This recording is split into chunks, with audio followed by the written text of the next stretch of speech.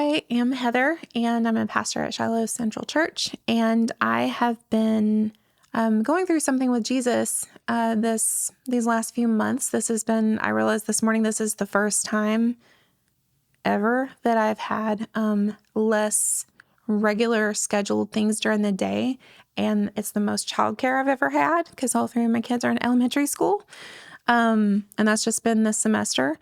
So one of the things that the Lord has been showing me is the story of the sisters of Mary and Martha.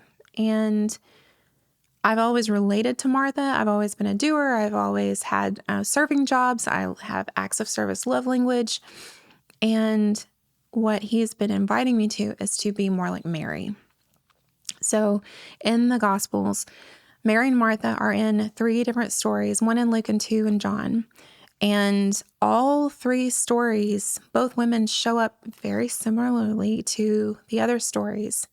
Martha is always serving, and Mary is always wanting to spend time with Jesus or the person of Jesus, and she's more relationally oriented.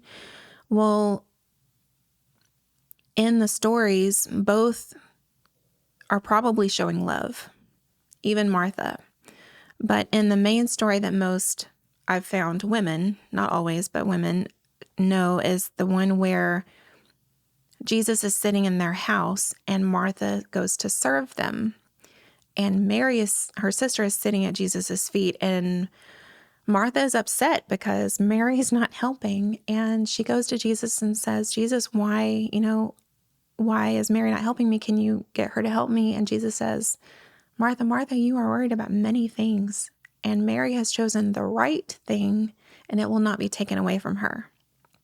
Well, Jesus has been inviting me to stop doing and to start just being with him. And I've gone back and forth with that. I'm like, well, Lord, what about serving? Isn't that a form of love? And he said it can be if your heart's in the right place. And what he's shown me, though, is that you can care for someone and you can be doing all the things and sacrificing all the things and honestly working yourself out just to please them and to show your love for them. But if you never take time to stop and listen to them, to listen to their heart, and just to be in their presence, do you really know them? So do you even know what makes them feel loved? Are you just going with what you think you know or what someone else has told you? Did you just read something about them and now you think you know what they like? Or did you ask them?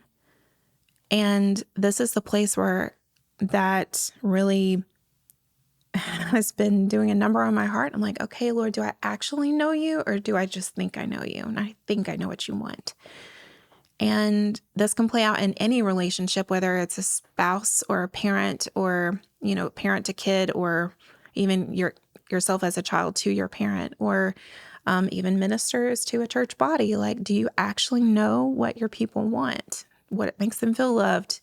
How do you connect with them? What drives them? And so my question for you is, what would it look like today for you to actually sit at Jesus's feet and just to spend time with him, to hear his voice, to feel how he feels about you? And I promise, if it's not good, it's not him. So, because God is love and Jesus only does what he sees his Father doing. So what would it look like today for you to actually spend some time with him? Just him, not doing, not serving, just being. So I hope this encourages you today, and I would love to hear what you think about this. So thanks.